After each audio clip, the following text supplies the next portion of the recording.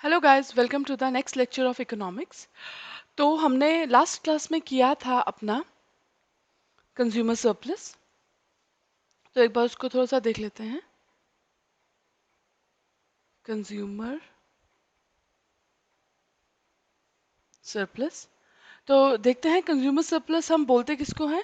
Consumer surplus तब arrive होता है जब हमें लगता है, जब मैंने जितना पैसा पे किया है उतना मुझे क्या रिसीव हो चुका है, सेटिस्फैक्शन मुझे उतना मिल चुका है। ओके, तो MU of goods in terms of money is equal to price of good. Okay, ठीक। और अगर मैंने आपको बताया था, अगर आपको मार्जिनल यूटिलिटी ऑफ रुपी निकालनी है, राइट,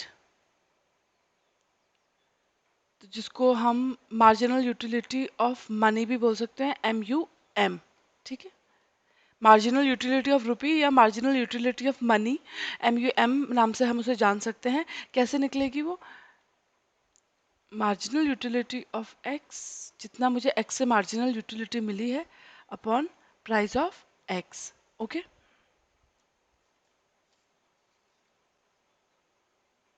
मतलब इसका मतलब ये है कि अगर मैं एक एक्स्ट्रा रुपया स्पेंड करती हूँ तो मुझे कितनी एक्स्ट्रा यूटिलिटी मिलेगी इन टर्म्स ऑफ मनी। ठीक है,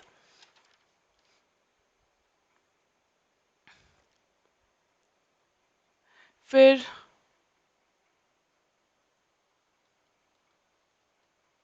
यूटिलिटी हमने किया था। यूटिलिटी मेजर करने के दो तरीके हैं। एक था आपका कार्डिनल, जिसमें क्या होता था, यूटिलिटी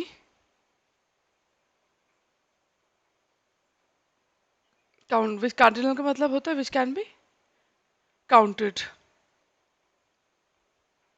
ओके, यहीं पे हमने क्या पढ़ा था, law of diminishing marginal utility पढ़ा था, जिसके हिसाब से सेटिस्फैक्शन मेजर कर सकते हैं। और वो धीरे धीरे जैसे जैसे हम यूनिट्स कंज्यूम करते जाएंगे, सेटिस्फैक्शन क्या होता जाएगा, कम होता जाएगा। ओके, तो ये लॉ बोलता है कि satisfaction can be measured. Okay, उसके बाद हमने एक कॉन्सेप्ट किया था ऑर्डिनल। ऑर्डिनल का मतलब होता है ऑर्डरिंग या रैंकिंग।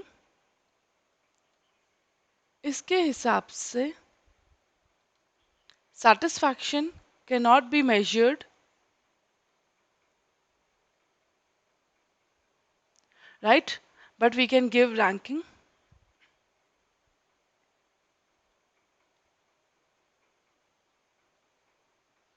That is,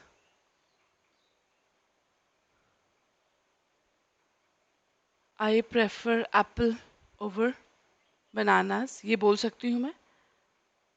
ठीक है, मैं न्यूमेरिकल टर्म में मेजर नहीं कर सकती हूँ, बट यस मैं ऑर्डरिंग कर सकती हूँ, मैं प्रेफरेंस दे सकती हूँ, मैं रैंकिंग दे सकती हूँ कि एप्पल को 1 रैंकिंग दे दी और बनाना को 2nd ranking they the, because I prefer Apple over bananas. Okay, उसके बाद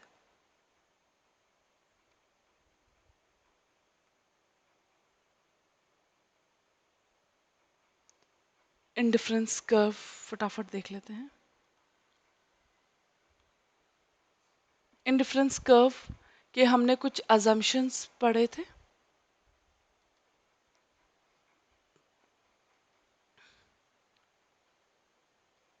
assumptions underlying indifference curve,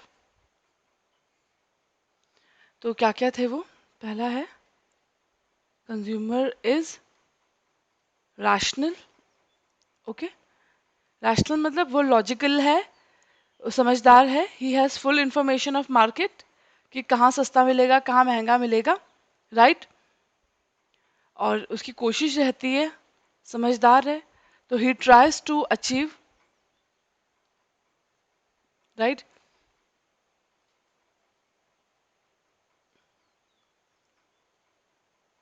he tries to achieve full satisfaction with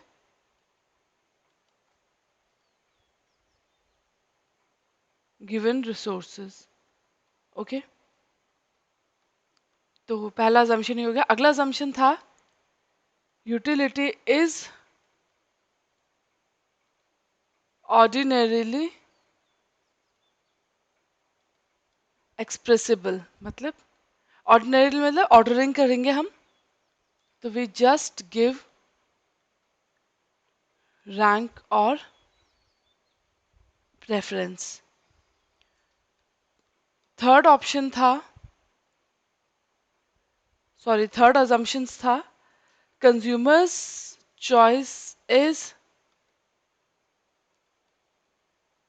transitive. उसका मतलब हो गया, अगर मैं ए को प्रायोरिटी देती हूँ ओवर बी और बी को प्रायोरिटी देती हूँ ओवर सी, तो दैट मीन्स मैंने ए को प्रायोरिटी दी है ओवर सी. इसको हम बोलते थे ट्रांजिटिव. फोर्थ, ये तो हमने समझा भी था, अगर combination A has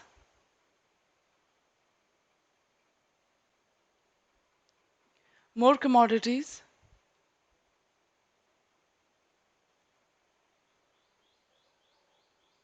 than combination B,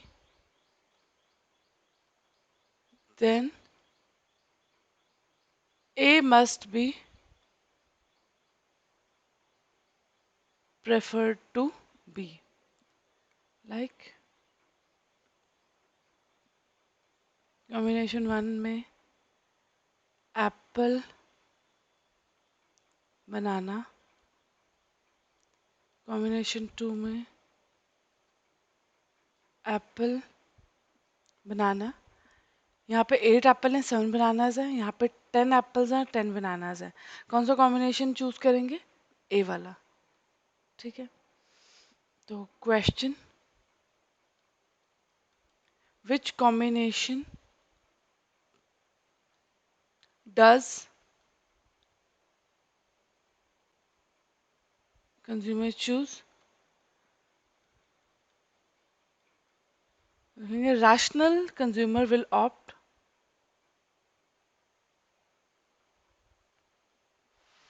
for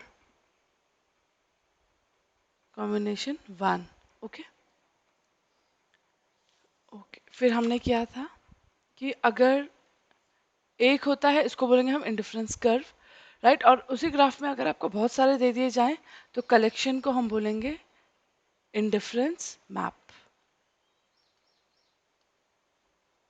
okay, ठीक. उसके बाद हमने किया था मार्जिनल रेट ऑफ सब्स्टिट्यूशन, जो चीज़ हम सैक्रिफाइस करते थे. जैसे हमारे अपने एग्जाम्पल पे हमने किया था, कौन क्या सैक्रिफाइस? Cloth sacrifice, right. तो अब देखो, अगर मैं आपसे बोलूं हमारा इन अवर एग्जाम्पल हमारा एमआरएस क्या हो रहा था? Right, it keeps on falling. क्यों? क्योंकि मैं अपना क्लोथ तो सैक्रिफाइस करूंगी, बट जब मेरे पास सफिशिएंट फूड हो जाएगा तो तब मैं क्लोथ सैक्रिफाइस करने में उतना ज्यादा इंटरेस्टेड नहीं रहूंगी. ओके, ठीक. तो अगर मैं आपसे बोलूं, आपको मैं स्टेटमेंट दे रही हूं, एमआरएस ऑफ एफ फॉर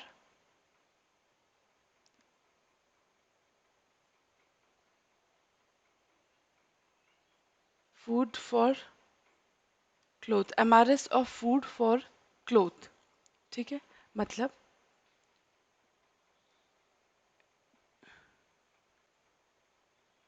एक, इसका मतलब ये हो गया, अगर मैं आपको बोलूं MRS of food for cloth, तो इसका मतलब क्या हो जाएगा? इसका मतलब ये होगा कि एक फूड के लिए कितना क्लोथ, राइट?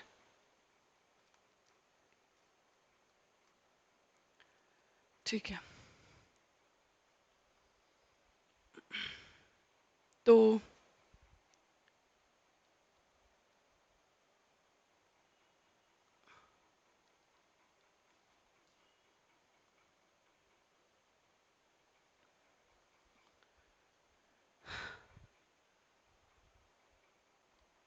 आगे आता है जिस जो चीज मिलेगी और जो चीज हम सैक्रिफाइस करते हैं वो पीछे आ जाएगी, ठीक है?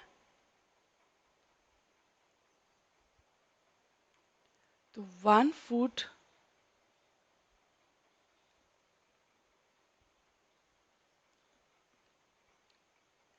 के लिए कितनी कितना क्लोथ हम सैक्रिफाइस करेंगे, इसी को हम क्या बोलते हैं? एमआरएस, ठीक है? तो MRS of food for cloth, तो क्या मतलब समझ आया?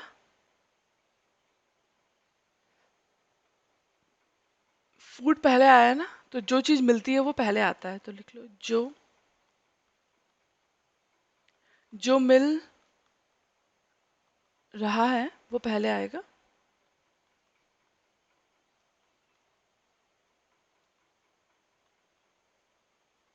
ओके, और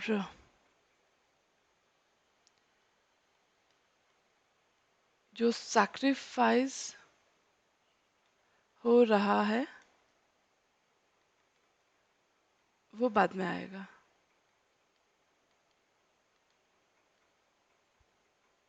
उस दिन हमने मतलब समझा था एमआरएस का मतलब क्या होता है, आज हम एक्सप्रेस कर रहे हैं कि एमआरएस अगर इस तरीके से आपके पास एग्जाम में दिया हो, MRS of food for cloth, इसका मतलब हमें फूड के लिए कितना क्लोथ सैक्रिफाइस करना पड़ेगा। सिंपल, इस लाइन का मतलब क्या हुआ कि जो चीज आगे दे रखी है वो मुझे चाहिए और जो चीज पीछे है वो मैं क्या कर रही हूँ, सैक्रिफाइस कर रही हूँ।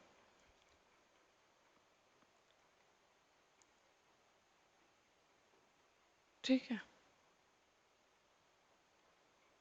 तो MRS of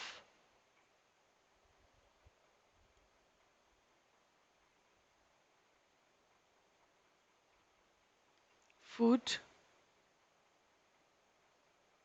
MRS of food for cloth, right?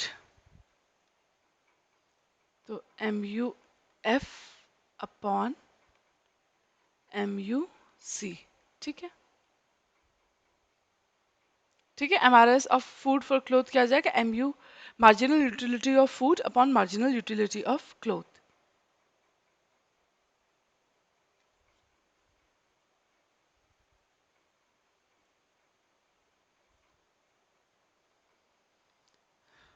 MRS is falling, obviously MRS fall होता है, उसके पीछे रीजन क्या होता था?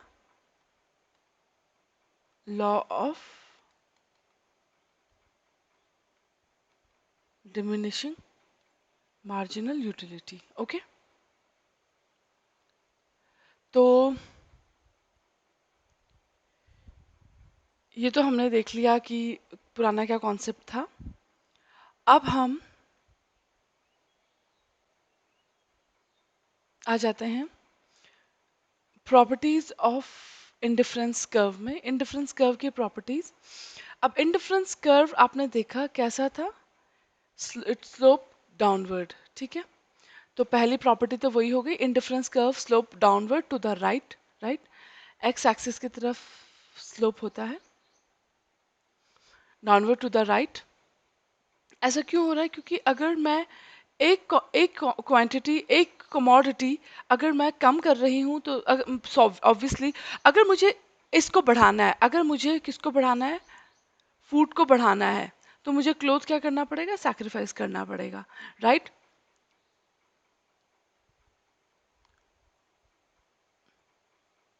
पहले क्लोथ ज्यादा ले रही थी, सपोज करो 10, तो फूड मिल रहा था 1। अब मुझे फूड ज्यादा बढ़ाना है तो ऑब्वियसली क्लोथ कम करना पड़ेगा, क्लोथ अब हो गया 8, फूड अब हो गया 2। मुझे फूड और ज़्यादा बढ़ाना है, 3 करना है, तो मुझे क्लोथ और कम करना पड़ेगा, क्लोथ करना पड़ेगा 5। तो 3 पॉइंट आए। तो मैंने इनको ज्वाइन करा तो कैसा आया मेरे पास कर्व, डाउनवर्ड स्लोपिंग। समझ आ गया डाउनवर्ड स्लोपिंग क्यों होता है? क्योंकि अगर मुझे एक चीज़ का कंजम्पशन बढ़ाना है तो मुझे दूसरी चीज़ सैक्रिफाइस करनी पड़ेगी, and which gives us downward sloping what indifference curve. Okay, ठीक है। पर अब अगर मैं इनको नाम दे दूं ए बी सी, राइट, अगर मैं इनकी बात करूं कौन सा वाला पॉइंट बेस्ट है, तो ऐसा कुछ नहीं है। All the points will give us the same level of satisfaction. Okay, क्योंकि सब में बराबर ही पैसा खर्च किया गया है, ये मैंने लास्ट क्लास में भी बताया था। Okay okay. अब है indifference curve is always convex to the origin. अब अगर आप इसकी शेप देखें तो आपने पढ़ा भी होगा बचपन में फिजिक्स वगैरह में, जो जैसे ये शेप होती है, ये शेप है ना, तो ये ओरिजिन के कैसे कॉन्वेक्स, इसको हम क्या बोलेंगे, कॉन्वेक्स टू द ओरिजिन। दो शेप पढ़ी थी ना अपने, कॉन्वेक्स कॉनकेव, राइट। तो ओरिजिन की तरफ अगर ये ऐसी शेप जा रही है तो ये क्या हो जाएगी आपके कॉन्वेक्स। ओके, अब ये कॉन्वेक्स शेप क्यों आ रही है? एमआरएस के कारण। क्योंकि देखो एमआरएस पहले हमारा था 6, राइट, अपने क्वेश्चन में याद करो, पहले हमारा एमआरएस था 6 जो हमारे बुक में दे रखा था। उसके बाद आई थिंक था हमारा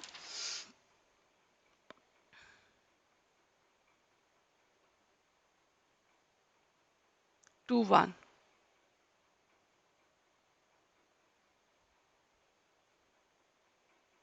तो एमआरएस धीरे धीरे कम होता जाता है, जो रेट ऑफ सैक्रिफाइस कम होता जाता है, तभी वो जो बीच में वो क्या पड़ता है, ऐसे पड़ता है। पहले एकदम, पहले तो बहुत ज्यादा एकदम से डाउन आ रहा था, अब धीरे धीरे जो रेट ऑफ सैक्रिफाइस है, जो मार्जिनल रेट ऑफ सब्स्टिट्यूशन है, अब मैं क्लोथ ज्यादा सैक्रिफाइस नहीं करूंगी, तो इसीलिए सैक्रिफाइस का रेट कम हो गया, इसीलिए यहाँ पे इस टाइप का कॉन्वेक्स शेप मेरे पास आ गई। अब धीरे धीरे फॉल होगा, देखो ना, उसके फिर 2 फिर 1, अब धीरे धीरे फॉल करेगा, पहले एकदम से फॉल हुआ, राइट। उसके बाद है, तो वही दे रखा है, कॉन्वेक्स टू द ओरिजिन के पीछे राज क्या है, due to diminishing marginal rate of substitution. Okay,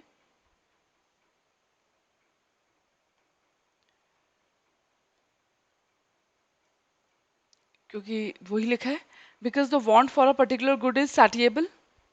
और जैसे जैसे मुझे एक गुड का कंजम्पशन बढ़ता जाएगा, जैसे फूड का बढ़ता गया था, राइट, तो फूड अब मुझे एक सर्टेन टाइम के बाद उतना ज़्यादा नहीं चाहिए होगा, राइट।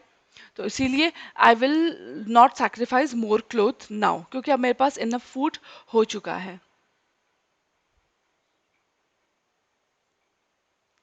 पर अगर दो गुड्स, ये भी इंपॉर्टेंट है, अगर दो गुड्स एक दूसरे के परफेक्ट सब्स्टिट्यूट होंगे, जैसे मैंने उस दिन बताया था, जहाँ पे एमआरएस क्या होगा, 1 1 1, राइट, वहां पे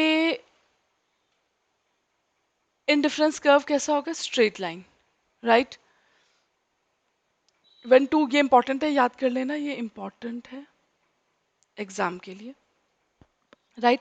तो when two goods are perfect substitute of each other, तो indifference curve is a straight line. कैसा इंडिफरेंस कर्व आएगा, स्ट्रेट लाइन, जिसमें एमआरएस क्या रहेगा, constant. Okay, and when two goods, और जब दो गुड्स होते हैं परफेक्ट कॉम्प्लीमेंट्री गुड्स, तो इंडिफरेंस कर्व कैसा आएगा, it will consist of two straight line with right angle bent. तो ये किस कैसी बात कर रहा है, टू स्ट्रेट लाइन ऐसा, ये indifference curve, this one, right, with right angle bent which is convex to the origin, or in other words it will be L shaped। ठीक, तो ये आपका एग्जाम में बहुत इंपॉर्टेंट है, ये आपका एग्जाम में आ जाता है कि अगर दो गुड्स परफेक्ट कॉम्प्लीमेंट्री गुड्स हैं तो इंडिफरेंस कर्व कैसा आएगा, और राइट, और अगर दो गुड्स परफेक्ट सब्स्टिट्यूट हैं तो इंडिफरेंस कर्व कैसा आएगा। इनमें ज़्यादा डिटेल में जाने की ज़रूरत नहीं है, बिकॉज सिर्फ ऑब्जेक्टिव क्वेश्चन पूछेंगे, और बस आपको शेप पता होनी चाहिए कि अगर, तो आप इसको एक तरीके से रट लीजिए, याद कर लीजिए कि अगर दो गुड्स परफेक्ट कॉम्प्लीमेंट्री गुड्स हैं तो indifference curve will be L shaped. Okay, और अगर दो गुड्स परफेक्ट सब्स्टिट्यूट हैं तो इंडिफरेंस कर्व कैसा होगा, आपके स्ट्रेट लाइन। ओके, अगला फीचर है indifference curve can never intersect each other. अब हमने पढ़ा था, पहले मेरे पास थी 80,000 रुपए की इनकम, तो उससे मेरा ये वाला इंडिफरेंस कर्व आ गया था लास्ट क्लास में। उसके बाद मेरे पास थी 1 लाख रुपए की इनकम, फिर आ गया ये वाला इंडिफरेंस कर्व। इसका मतलब जब मेरे पास रिसोर्सेज बढ़ते हैं तो मेरा इंडिफरेंस कर्व क्या हो जाता है, ऊपर की तरफ बढ़ जाता है। अगर ऐसा हो, एक इंडिफरेंस कर्व दूसरे इंडिफरेंस कर्व से ना इंटरसेक्ट कर रहा हो, इसका मतलब क्या हुआ कि एक पॉइंट ऐसा है, चाहे मैं IC1 पे हूं चाहे मैं IC2 में हूं, राइट, मुझे दोनों बार क्या मिल रही है, same amount of commodity, same amount of food and same amount of cloth. क्या ये पॉसिबल है?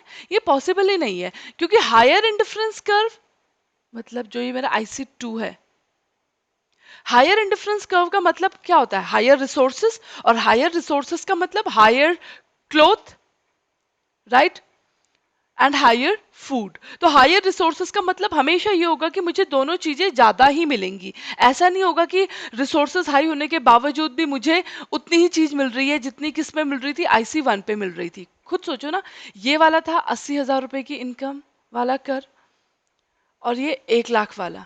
तो 1 लाख का कर्व तो ऑब्वियसली ऊपर लाई करेगा ना, क्या ऐसा होगा? राइट, क्या ऐसा हो सकता है?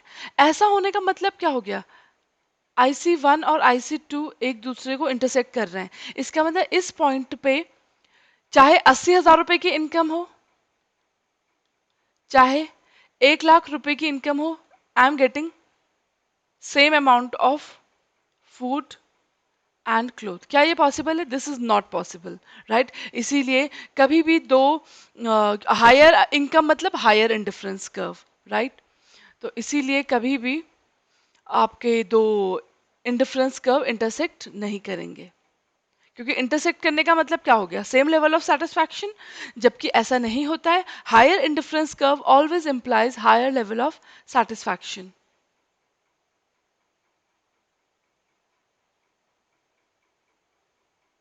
No two indifference curve will intersect each other, क्योंकि अगर वो इंटरसेक्ट करेंगे तो relationship becomes logically absurd because it would show that higher and lower level are equal.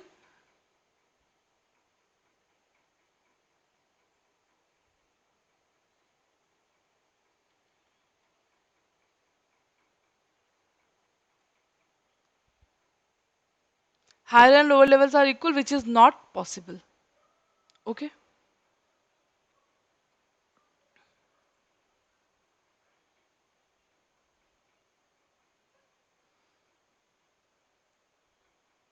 So we see that no two indifference curve can touch or cut each other. ठीक है, अब है higher indifference curve. अगर मैं IC1 की बात करूं और ये IC2 की बात करूं, IC1 था मेरा 80,000 की इनकम वाला, IC2 था मेरा 1 लाख की इनकम वाला, वन सॉरी 1 लाख।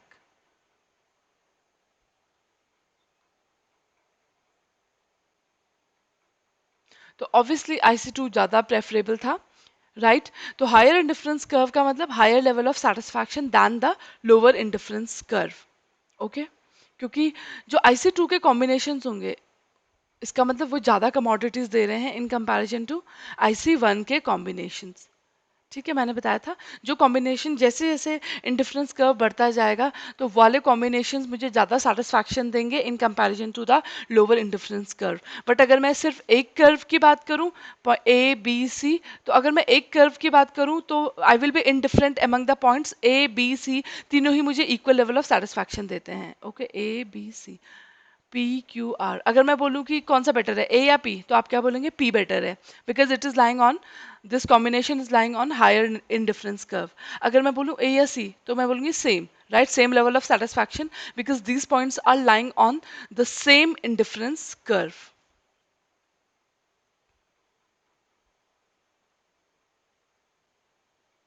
ठीक,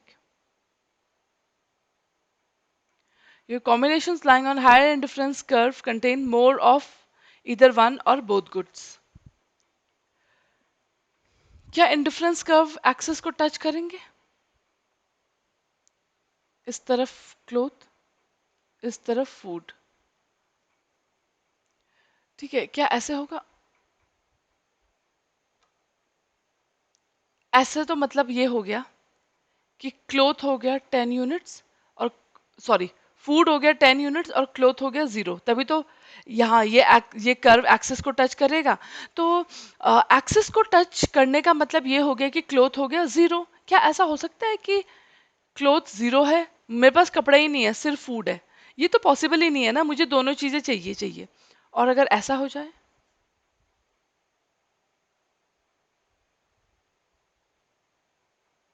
ठीक है,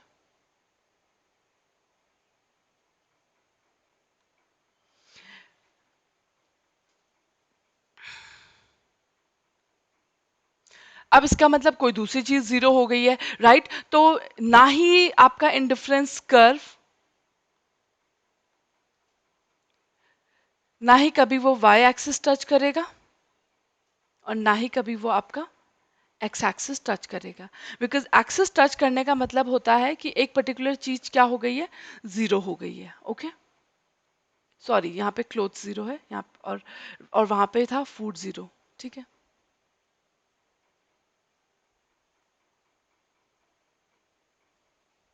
ठीक, यहाँ पे फूड 0 था, यहाँ पे क्लोथ 0 है। इसके बाद तो ऐसा कभी नहीं हो सकता, क्योंकि एक्सिस टच करने का मतलब है कि कोई एक चीज क्या हो गई है, 0, राइट? और ऐसा नहीं हो सकता, बिकॉज मुझे दोनों चीज चाहिए ही चाहिए। भले ही कम ज्यादा होता रहता है, बट ऐसा नहीं हो सकता कि क्लोथ 0 हो गया या फूड 0 हो गया।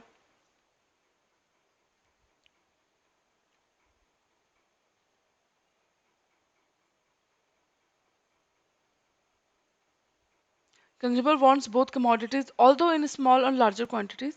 Therefore, indifference curve will not touch either x-axis or y-axis.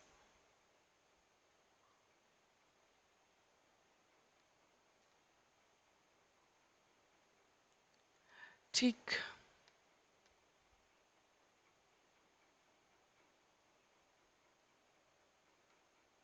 अब इसमें अब आप अभी तक इतना रिवाइज कीजिए, फिर हमारे पास एक लास्ट टॉपिक बचा है बजट लाइन, और वहाँ पे भी इंडिफरेंस कर्व का यूज़ है। तो आप एक बार इंडिफरेंस कर्व की सारी प्रॉपर्टीज पढ़ लीजिए, तब हम उसको बजट लाइन के साथ मिला के पढ़ेंगे, राइट? तो that's all for you today's class. Thank you so much.